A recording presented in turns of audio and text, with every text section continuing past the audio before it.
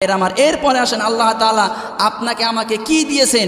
এই যে আমাদের হাত আছে না, সবাই তাকান, হাত আছে না নাই? আরো জোরে বলেন, হাত আছে না নাই? এই হাতের ভিতরে আঙ্গুল কয়টা আছে? আরো জোরে বলেন কয়টা? এই 5টা আঙ্গুলের ভিতরে আপনার এই যে বৃদ্ধা আঙ্গুল, এ কি আঙ্গুল? বৃদ্ধা আঙ্গুল।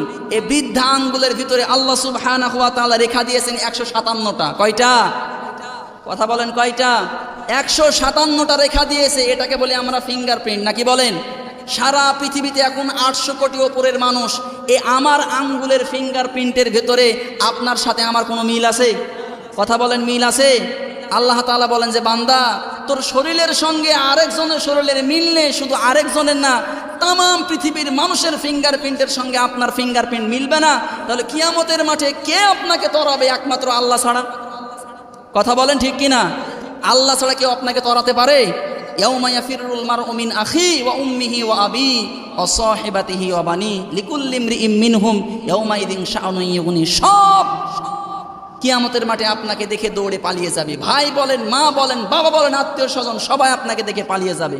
আল্লাহ তাআলা বলেন যে বান্দা, তুই তোর নিজের দিকে তাকা, আল্লাহর কাছে অভিযোগ করার মতো কোনো সুযোগ আমাদের নাই। কথা বলেন ঠিক কিনা?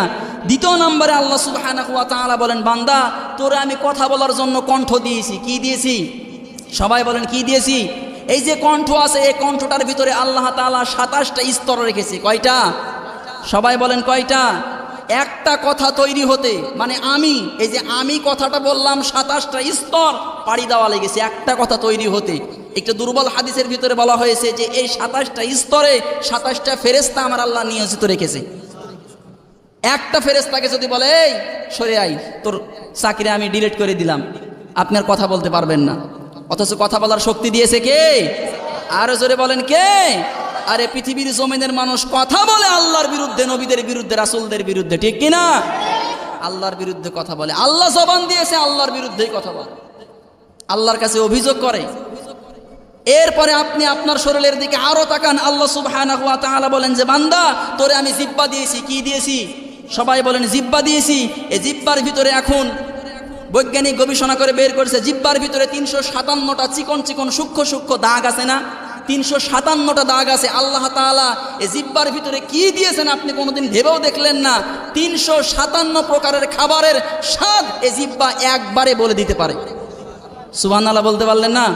এই জিহ্বার ভিতরে যদি আপনি একদিকে লবণ রাখেন, আরেকদিকে রসুন রাখেন, আরেকদিকে মধু রাখেন, আরেকদিকে মরিচ রাখেন, আরেকদিকে ঝাল রাখেন, একসঙ্গে 357টা খাবারের স্বাদ এই জিহ্বা একবারে বলে দিতে পারে। পড়ি সুবহানাল্লাহ।